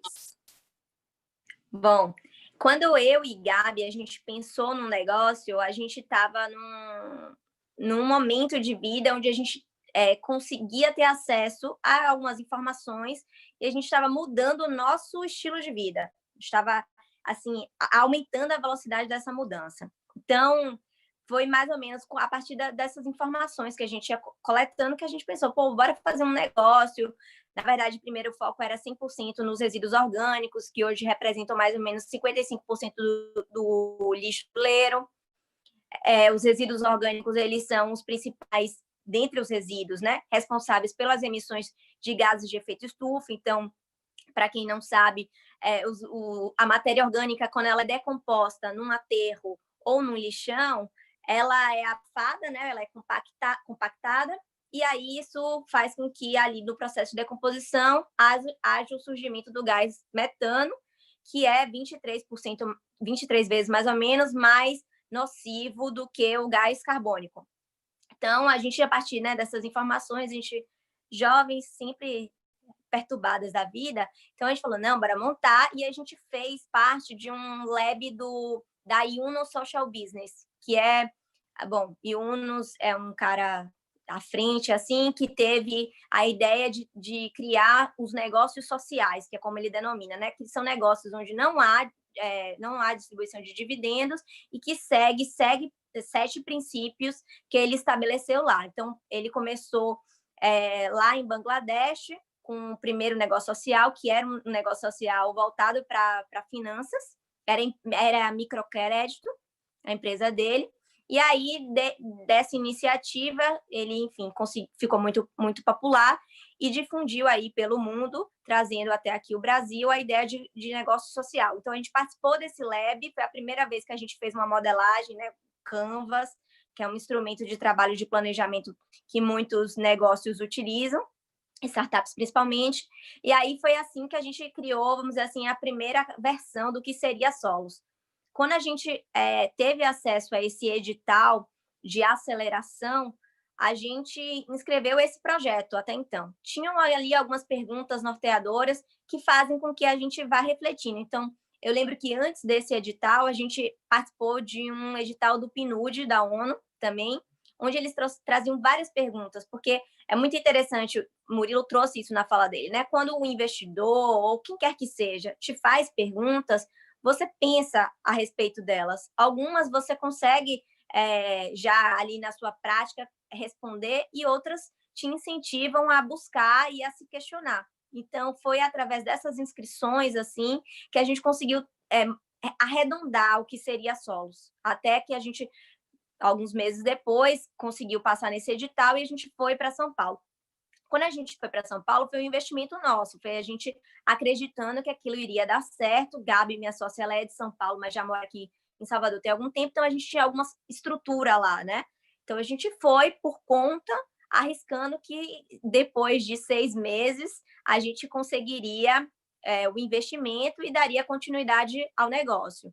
Então, foi mais ou menos assim. Agora, durante o processo de aceleração, a metodologia deles, acho que o ponto forte foi o fato deles terem colocado a gente próximo a lideranças das empresas, das maiores empresas do Brasil. Então, os nossos mentores eram vice-presidente do Twitter, head da Google, diretora de comunicação da Latinoamérica da Johnson & Johnson, diretora de comunicação corporativa da Visa. Então, tipo, eram pessoas com muita bagagem, muita experiência no setor privado, né, majoritariamente, e que conseguiam trazer ali para a gente insights, pontuações, questionamentos que foram importantes para a gente amadurecer. Então, acho que o grande mérito desse processo foi o amadurecimento. A aceleração, ela foi esse processo de amadurecimento rápido do negócio para que a gente estivesse um pouco mais preparado. Mas no que tange, de fato, a captação, a monetização, como conseguir o dinheiro, porque os negócios, né, parece que a linha é reta, assim, de você vai vender, você vai ganhar seu dinheiro, você vai fazer mais produtos ou serviços, vai vender, mas não é. O mercado financeiro, ele é muito mais complexo que isso, e eu não sou da área, né, e estou tendo que aprender isso na prática. Então, existem outras formas de uma empresa conseguir dinheiro, né, através de investimentos, e os investimentos são inúmeros, são várias modalidades, muito abrangente, e a gente está amadurecendo, entendendo quais são esses mecanismos e o que é que vale a pena e o que pode ser uma cilada, principalmente para quem não tem o conhecimento, né, nessa área de economia e de finanças. Então, acho que a princípio, não. A resposta é não para aceleração. Certo. Você tinha comentado antes, então, que vocês já tinham tido Bom, vocês tiveram esse primeiro aporte que foi de uma organização, digamos, sem fins lucrativos, né, a Yunus. Depois vocês tiveram um aporte que foi já uma contratação, você me disse aí na sua fala sobre a empresa que você teve como as grandes empresas como um possível cliente importante que se tornaram investidores, né? E eu sei até um pouco da sua história, então é interessante ver esse caminho. Aliás, estou sabendo muito mais hoje, para mim está sendo um prazer, viu? E depois vocês tiveram esse investimento agora, a Senai Cimatec, que é um investimento via recursos públicos, né? Vocês já buscaram um investimento de setor financeiro? Quais foram as dificuldades, facilidades? Vocês sentiram uma acolhida diferenciada por se tratarem de um ESG de impacto?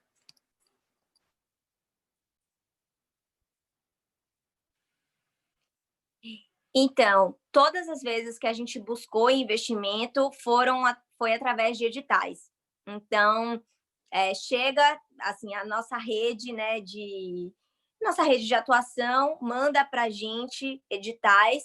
Esses editais, eles geralmente voltados para iniciativas de impacto, eles são um valor super baixo, assim, que eu considero baixo. Então, é meio que quase que uma filantropia, né? Vou te dar esse pouquinho aqui para ver se você faz alguma coisa com isso aqui. Então, infelizmente, é a realidade, pelo menos assim, do que a gente consegue ver nas redes, nas grandes aceleradoras e instituições que estão à frente aí de organizar e de, né, acelerar esse processo dos negócios de impacto. Agora, a gente já teve, muito engraçado isso, a gente já teve algumas propostas de investidores de pessoa física. Então, desde o nosso primeiro ano, a gente recebeu algumas abordagens de investidores, assim, de pessoa física, mas a gente enfim, todas as vezes que aconteceram, acho que foram mais ou menos umas 4 vezes que pessoas diferentes abordaram a gente ao longo desses 2 anos, vou considerar, a gente entendeu que a gente não estava ainda no momento de receber o investimento, que eu acho que isso também é uma maturidade que o empreendedor, o empresário tem que ter, né? Saber qual é a hora certa de receber a grana, porque junto com o dinheiro também vem uma cobrança, ainda vem compromissos que são firmados. Então, quando você ainda está numa fase de experimentação, de entender, né, ali qual é a solução ou quais são as soluções que você melhor consegue ofertar, às vezes não é ainda o momento de você receber um dinheiro, principalmente quando ele está correlato assim, com compromissos um pouco mais robustos de entrega, inclusive entregas financeiras. Então é isto. Ok. Eu vou dar uma escapadinha do tema investimento, a gente já volta a ele, já trazendo inclusive o Murilo para a nossa conversa, mas eu vou fazer aqui duas perguntas que foram formuladas pela plateia, tá bem? A primeira delas é: por que a Solos ainda utiliza esses conceitos de lixo e resíduos que já seriam conceitos passados na luz do pensamento circular, que inclusive você mesma utilizou a expressão circularidade, né? Então, por que ainda falar de lixo e falar de resíduos? Então, a gente usa alguns termos assim porque são de fácil compreensão. Então, às vezes, quando a gente está falando, como é o caso, né, para pessoas, eu não sei exatamente quem está fazendo parte aqui da nossa conversa, e a gente precisa utilizar os termos que são postos aí, que são de fácil assimilação e de compreensão das pessoas. Eu não acredito que exista lixo, né? Tudo tem um potencial de ser reutilizado e reinserido em ciclos produtivos. E é a partir desse princípio, desse ponto filosófico que a gente da Solos trabalha. É por acreditar nisso que a gente trabalha. Então, quando a gente entende que há potencial em reutilizar e reciclar quase tudo, é o que move a gente. Agora, é bom que a gente também não fantasie, né? Então, de fato, dentro da indústria, quando a gente vai falar de resíduos, dentro da indústria, a gente sabe que tem algumas matérias-primas que conseguem ser infinitamente recicladas e que outras não. Então, sim, algumas coisas vão virar lixo. Então, existem alguns plásticos, na verdade, todos os plásticos, eles têm uma finitude no potencial de reciclabilidade. Então, eu não consigo pegar essa sacola plástica, nem tenho uma aqui em casa, mas, enfim, uma sacola plástica e botar ela de novo no processo 1000 vezes. Não vai rolar. Ela tem uma finitude. E aí que está o nosso papel, e no meu caso, como negócio, como cidadã, de buscar fazer pressão para que as indústrias, ou elas desenvolvam tecnologia de produtos e de materiais que tem esse índice de reciclabilidade maior, ou até infinito, como é o caso do alumínio, do vidro, ou que elas substituam a matéria-prima que elas estão escolhendo ali para embalar ou para fazer os seus produtos.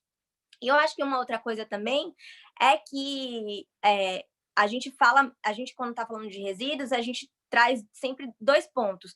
Um ponto é o que nós, cidadãos, geramos, né? Que são basicamente os resíduos de uso único. Então, sacola, embalagem de produto que a gente compra para nossa casa, a gente não usa essas coisas várias vezes, a gente compra só porque a gente quer o que está dentro.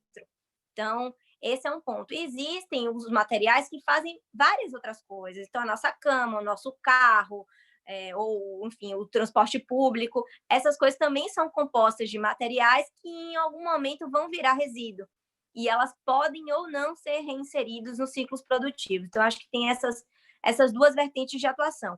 Hoje, a gente trabalha muito mais com os resíduos que são fruto de uso único. Então, os resíduos que são provenientes dos domicílios ou que são provenientes das empresas, mas não dos seus processos produtivos, mas sim do seu uso convencional, ou seja, esse mesmo, de produto de limpeza, de papel, enfim, de embalagem de algum alimento. Então, esse é hoje a área de atuação que a gente tem desenvolvido soluções para que cada vez mais as pessoas tenham acesso a condições onde elas consigam devolver, né, isso que é remanescente do uso, e que as empresas também que produzem essas embalagens, e porque a gente trabalha muito com embalagem, elas consigam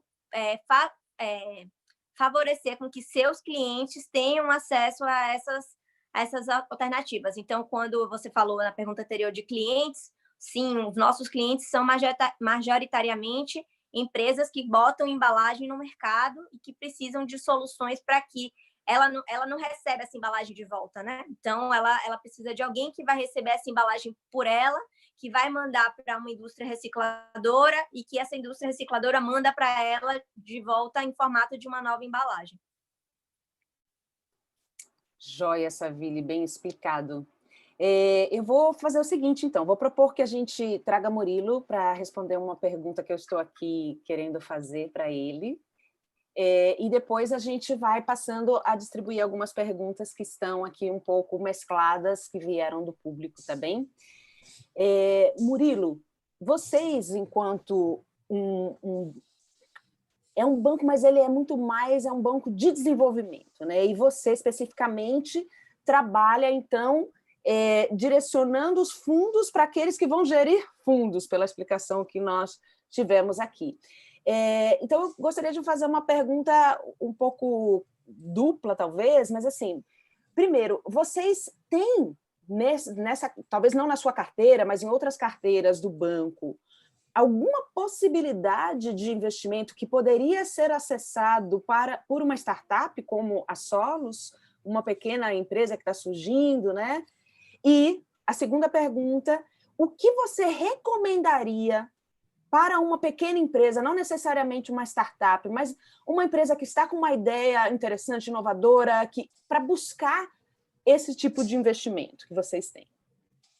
Tá. Excelente pergunta, André. Primeiro, nosso DNA é investimento via fundos, né? Voltando lá, Lâmina, somos investidores institucionais, na prática, por questões de estratégia.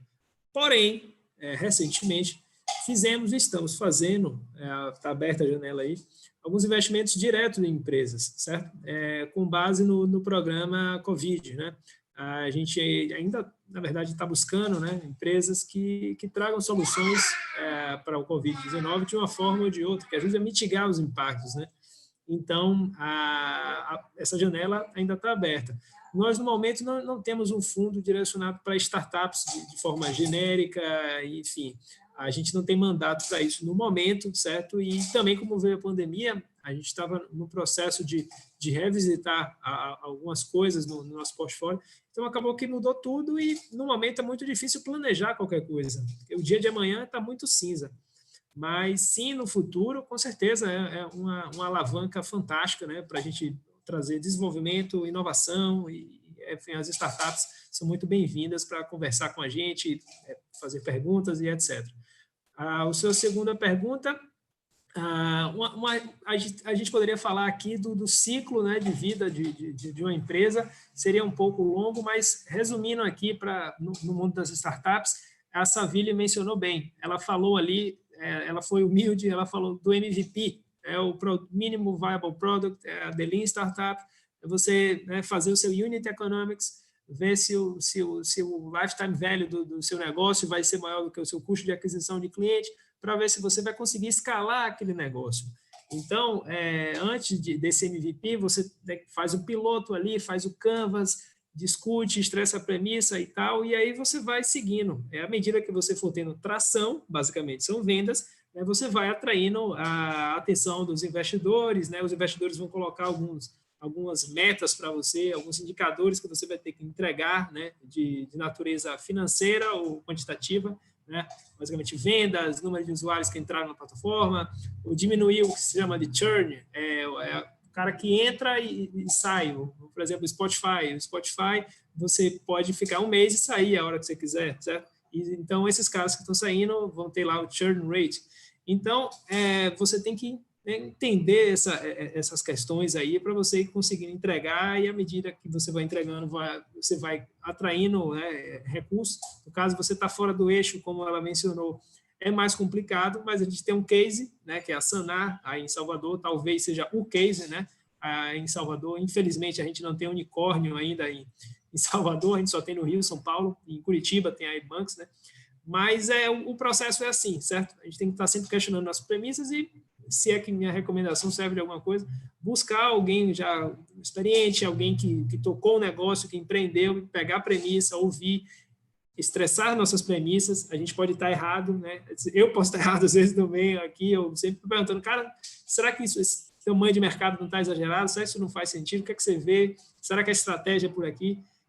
Tem que ter sempre essa dimensão, né, para você ir ajustando, mas realmente não é nada fácil. As estatísticas mostram que aquele que vai virar unicórnio, se você pegar de todos os MVPs lá atrás, a estatística é bem ingrata, mas não pode desistir não, tem que seguir. Só para aproveitar, porque eu não sei realmente quem é que está aqui na nossa plateia, né? Você falou então sobre estressar as premissas, né? E você falou que, infelizmente, a gente não tem uma unicórnio aqui em Salvador. Então, eu gostaria que você falasse rapidamente sobre esses dois temas, só para deixar sua resposta bem clara para todo mundo. Ótimo. Às vezes eu vou pulando etapas, a heterogeneidade da audiência ajuda, vamos colocar todo mundo na mesma página. É uma empresa que vale $1 bilhão, né? A empresa que recebeu um valor de mercado, né, que alguém pagou, né? Alguém disse, olha, isso aqui vale $1 bilhão, então eu vou pagar por isso. Então a empresa se torna um unicórnio.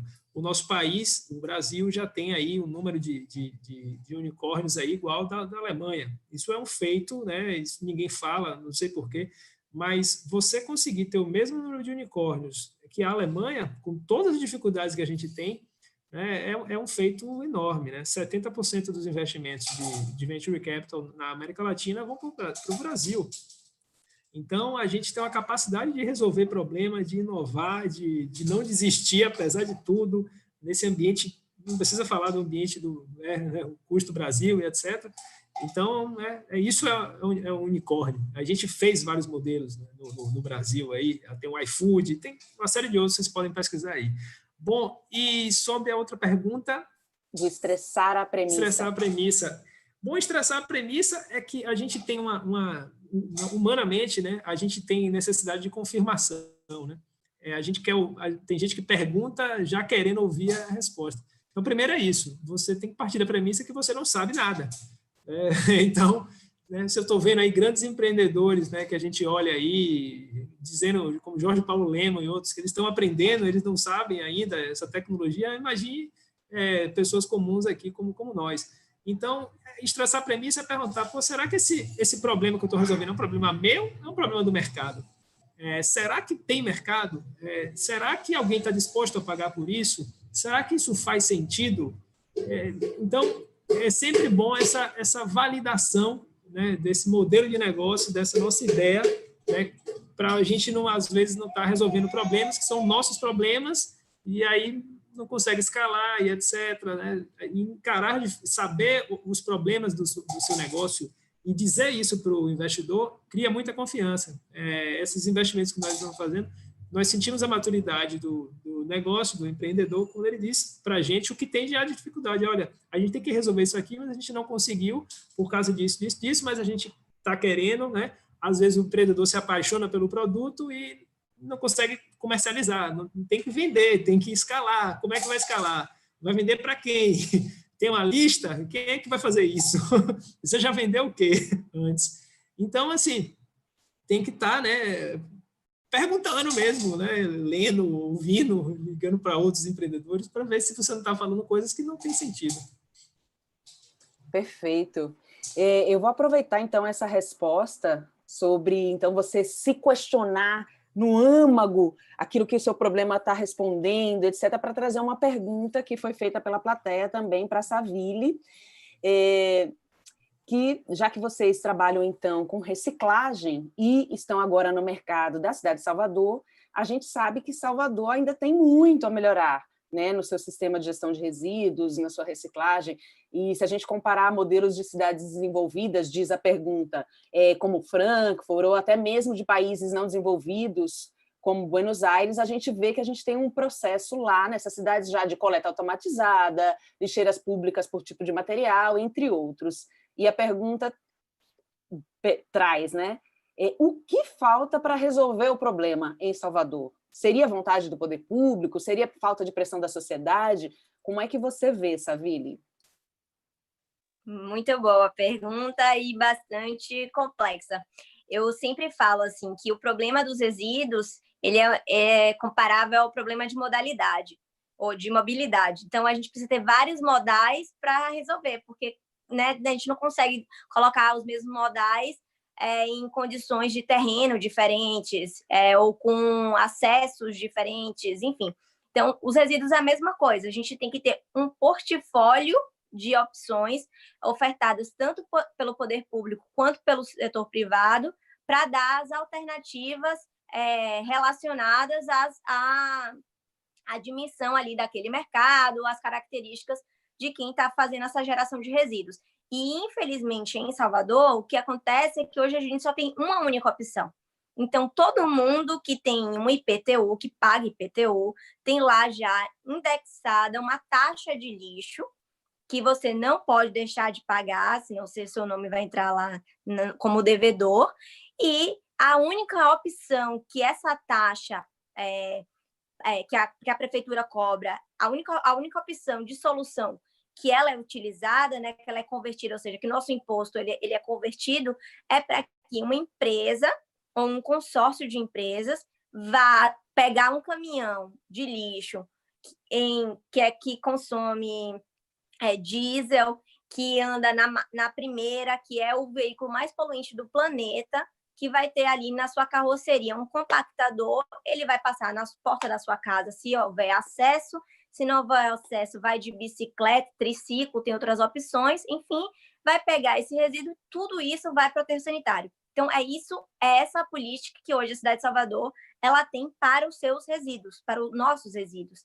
Se eu quiser fazer a minha reciclagem, tudo bem, eu vou continuar pagando essa mesma taxa, eu posso ter a minha composteira em casa, a composteira, para quem não sabe, é uma caixa onde a gente faz ali o depósito das matérias orgânicas, mistura com uma matéria seca, tipo poda de árvore ou serragem, ele vai se transformar em adubo, ou eu vou levar meus resíduos, né, para uma cooperativa, mas eu continuo pagando para o poder público para que ele não colete o meu lixo, que eu já estou dando uma outra destinação. Então, eu acho que o principal é a gente ter política pública, porque até para nós, né, negócios, o que vai aquecer o mercado não é só a demanda da população, mas as condições que aquele território, aquela praça tem de incentivar, estimular ou não a permanência, né, daquele negócio ali. Então, a gente vê que no próprio polo de Camaçari aqui do lado, a gente tem várias indústrias que só estão aqui porque houve estímulo do Estado para que elas estivessem, seja com isenção de imposto, ou, enfim, com investimento do próprio setor público ou do acordo com outras empresas do setor privado para fazerem ali aquela cadeia acontecer. Então, a mesma coisa a gente precisa em relação ao lixo, aos resíduos. A gente hoje tem empresas que são monopólios, que atuam há décadas aqui na cidade, que elas estão muito confortáveis em continuar utilizando as mesmas práticas, os mesmos equipamentos, e o próprio edital ali, né, do processo de licitação que a prefeitura ela impõe para quem quiser concorrer, ele também é muito arcaico. Então, ele parte de pressupostos de uma economia linear, onde realmente lixo é lixo. Tem que ir para um lugar distante e é essa a única solução.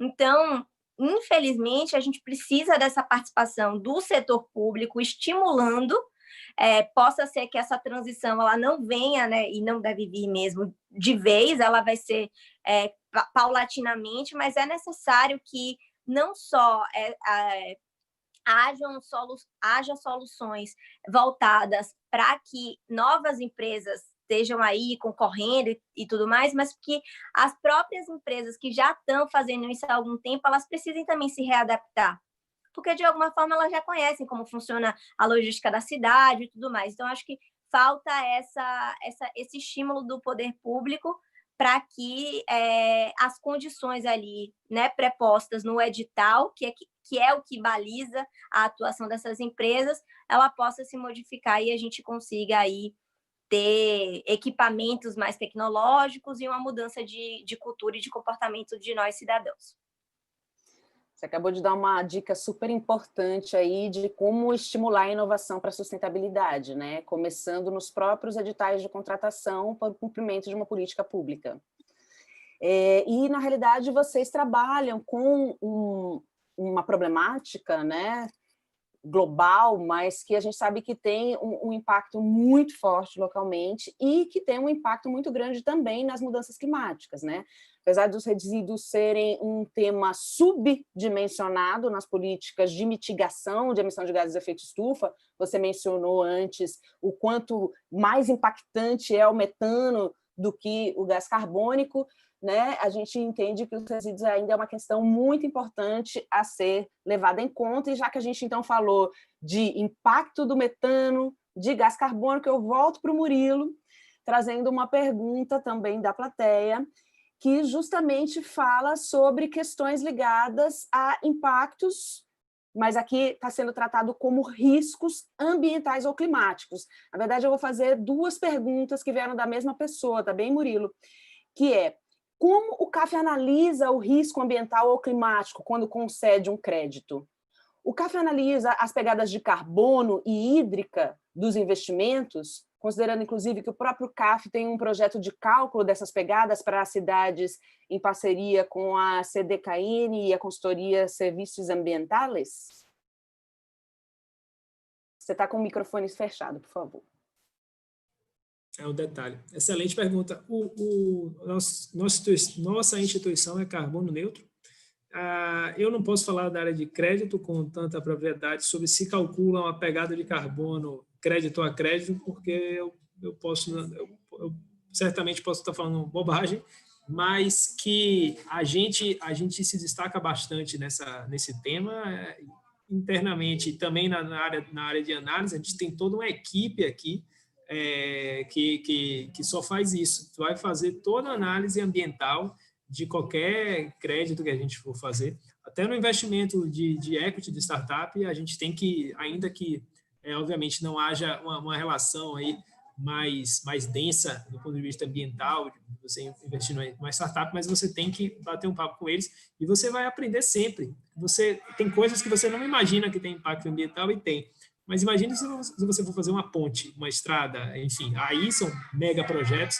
Então, essa análise vai ser muito mais estressada, né? Essas premissas. É assim que funciona. E a segunda pergunta? Espera aí, que até eu me perdi agora. Ah, bom. É que eu estava vendo uma nova pergunta que chegou aqui. Ai, Murilo, me perdi. Bem, vou passar para a próxima, então. Depois eu volto, eu vou chegar nela. Ah, peraí que eu tenho aqui ela. Pera, rapidão. Ah, sim, a pergunta é se o CAF analisa, mas você já respondeu. Então, pronto. Temos uma pergunta aqui, vinda diretamente, inclusive, da USP, de Virgínia Parente. Ela pergunta se essas taxas bem baixas, de juros associados a baixos dividendos devido ao encolhimento da economia, não seriam uma janela de oportunidade para ativos ilíquidos como mais perspectivas de melhor retorno? Sim. Sim, de certa forma, sim. A taxa de juros mais baixa, teoricamente, facilita, né, o crédito. Eu não quero entrar nessa seara aqui, porque é o que dizem, uma coisa é você levar o cavalo para a fonte, outra coisa é o cavalo beber água, né? Ou seja, uma coisa é os bancos terem liquidez, outra coisa é eles emprestarem. Porque no cenário de maior risco, o banco retrai o crédito. E aí entra o Banco de Desenvolvimento para, né, oferecer crédito a quem precisa nesse momento.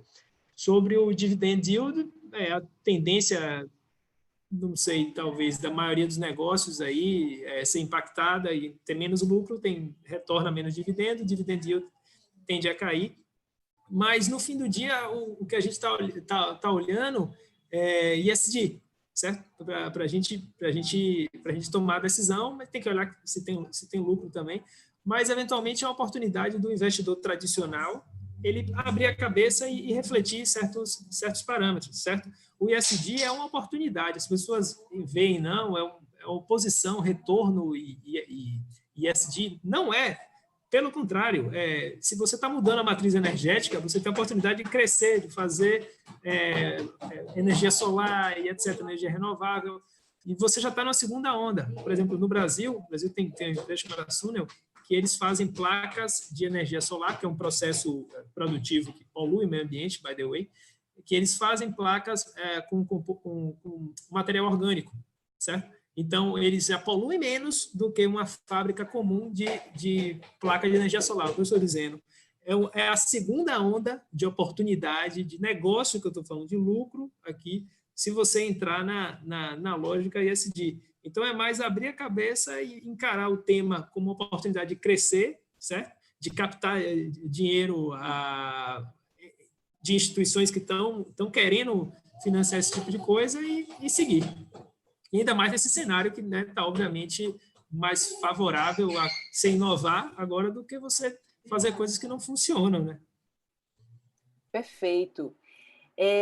Eu vou fazer, então, vamos já nos encaminhando para os encerramentos, tá? Eu vou fazer uma pergunta que foi trazida pelo Paulo Gomes para o Murilo também, mas eu vou amarrar com uma pergunta para a Saville para a gente ir encerrando. Eu só queria dizer que Virgínia, que fez essa pergunta para a gente agora, ela estudou administração aqui na escola, e já vou deixar aqui o pedido para a Viviane, porque ela pede depois para saber dos próximos eventos, onde ela pode saber dos eventos já ocorridos, e assim por diante, tá, Vivi?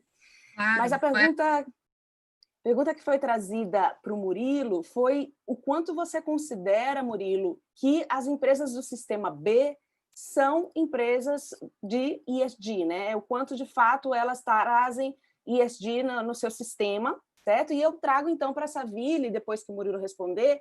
Saville, vocês são uma empresa do Sistema B? Se sim, por quê? Se não, por quê? Seria importante para vocês? Ok? Murilo, por favor. Eu ia dizer primeiro as damas, mas vamos lá. Excelente pergunta. Excelente pergunta. Eu acho até que valeria a pena explicar um pouco sobre essa certificação. Existem algumas certificações para você dizer se alguma coisa tem ou não tem impacto. Uma é o B Certified, outra é uma certificação chamada GRIS, GRIS, todas estrangeiras, evidentemente, que pode lhe dar algum selo, certo? De dizer se alguma coisa tem ou não tem impacto e classificar. O B Certified, você vai ter lá ouro, prata, enfim. Então, eu, sinceramente, Virgínia, obrigado pela pergunta, não me sinto capacidade de julgar em detalhe, mas a percepção... Essa última foi do Paulo Gomes, tá? Foi do Paulo, desculpa, Paulo. Mas a percepção que tem aqui do nosso lado e da indústria, não apenas o CAF, é que é algo sério, sim, não é greenwashing, é algo consistente, é um bom indicador, certo? De se algo é ou não é ESG e etc. Como o GRIS também, é um indicador muito bom, mas não sei se eu mencionei na minha fala, um tema é que a gente não tem ainda princípios aceitos de forma universal. O mundo ESG, o mundo do impacto, ainda está tendo convenções e reuniões e batendo papo sobre o que é que vai ser aceito universalmente. Então, você acaba pegando um pouquinho de cada coisa para você ter a sua decisão, mas sim, eu gosto bastante da certificação B.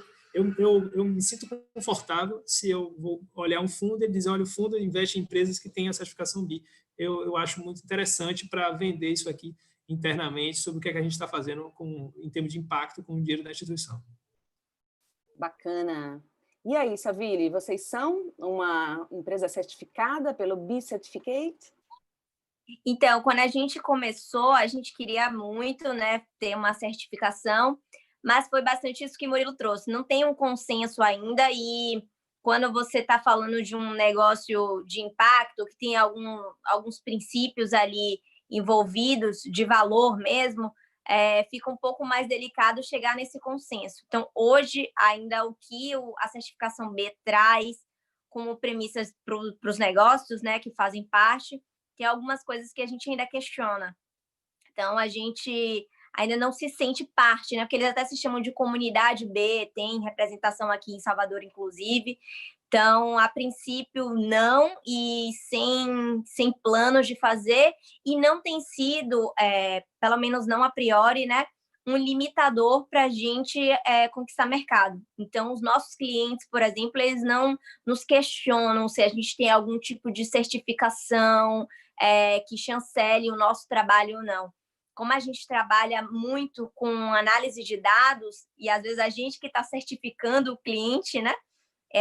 Isso acaba o nosso trabalho e os nossos cases, né? Que meio que validam aí para eles a consistência e a relevância do que a gente tem feito.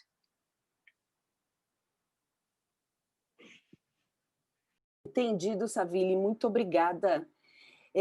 Gente, a gente está chegando já no tempo que a gente tinha definido, então eu vou realmente agradecer muitíssimo a participação de todos os aqui presentes, especialmente o Murilo e a Savile. A Virgínia trouxe mais um questionamento aqui. Virgínia, me comprometo a compartilhá-lo aqui com o Murilo daqui a pouquinho, tá bem? A gente não vai ter tempo de responder agora, para a gente poder passar, então, para a Viviane responder a sua pergunta anterior, Virgínia, e já poder orientar todos para os nossos próximos eventos aqui. Ok? Muito obrigada. Obrigada a todo mundo, reforço os agradecimentos, André em especial, ela é sempre uma mediadora incrível, e eu achei o nível também, muito obrigada aos participantes, o nível, né, e aos palestrantes, achei excelente, muito obrigada, foi muito bom estar ouvindo isso. Virgínia, eu vou te mandar por e-mail, tá, para o pessoal, se quiserem olhar ali no chat, o que eu botei para vocês, o perfil, porque cada um vê qual é o canal que prefere usar, tá? Eu botei o perfil da BRASF, que é essa aliança para pesquisa em torno de finanças sustentáveis, finanças e investimentos sustentáveis. Do perfil da BRASF, eu vou até já botar lá hoje o link para os outros, para os apoiadores que também estão como o grupo GPS e tudo mais, tá? Que vocês conseguem seguir todos. Lá a gente está colocando tanto os eventos que passaram, né, como anunciando os futuros e passando os outros links, tá? Então, pode pegar ali no LinkedIn, pode procurar no Instagram. O canal BRASF no YouTube está vazio e a gente vai passar a povoar a partir de agora. Até então, a gente estava colocando só no canal da Liga de Mercado Financeiro, da UFBA, que é um parceiro incrível, né? E que muita gente da Liga de Mercado Financeiro está na BRASF. Então, a gente provavelmente vai começar a botar em vários canais agora para vocês, né? A gente já está conversando de botar no GPS também, né, André? Então, mas se vocês forem seguindo por ali, vocês já vão mapeando, porque como a iniciativa é nova, né, a gente está começando agora a fazer essa estratégia. Mas eu vou reforçar por e-mail, tá? Já peguei teus e-mails ali, já salvei. Gente, eu queria então já também indicar que a gente já Sanar, tá? O Bira, o CEO, o Biraci, confirmou que ele topa vir fazer essa troca com a gente, porque quem está acompanhando, né, a Vox Capital fez um aporte expressivo na Sanar, que é uma empresa local, né, aqui de Salvador, Brasil e Salvador, mas como a BRASF nasceu aqui, né, em Salvador, a gente está tentando começar, pelo menos, né, com os cases locais, associando com essas iniciativas também da Salvador Cidade Resiliente e tal. Então, a gente deve ter em julho, né, um evento discutindo, então, a questão de impact investment, né, então, investimento de impacto, contando o case da Sanar. Já falamos com a Vox Capital, eles disseram que eles vão participar e a gente está só fechando data e horário, provavelmente será dia 30 de julho, às 19h30 de novo, mas acompanhando aí a gente passa a informação certinha para vocês, tá certo? Gente, muito obrigada, uma ótima noite. Certinho? Até julho, então. Obrigado a todos, obrigado, Savile, Muito obrigada. André, Liga. Enfim, espero fazermos mais eventos e estaremos presentes no próximo agora em julho. Vamos tocando o projeto, vamos aproximar mais a universidade, o mercado e tal, enfim, aproveitar aí o mundo digital, né, o momento para a gente construir algo maior para todo mundo, tá bom? Muito obrigada pela oportunidade, acho que essa troca aqui só enriquece mesmo e incentiva, né, com que a gente pesquise mais, que a gente tome essas escolhas balizadas em coisas que a gente acredita, e é muito bom ver aqui nesse espaço tantas possibilidades aí, desde a gente investir o nosso próprio dinheiro, de quem que a gente consome, até ideias de negócios que a gente possa vir a empreender. Então, muito obrigada. Eu queria agradecer especialmente a participação aqui de 2 integrantes também da Câmara de Inovação para a Sustentabilidade, o seu coordenador, professor Célio Andrade, e o professor Paulo, ok? Muito obrigada a todos vocês. Até breve.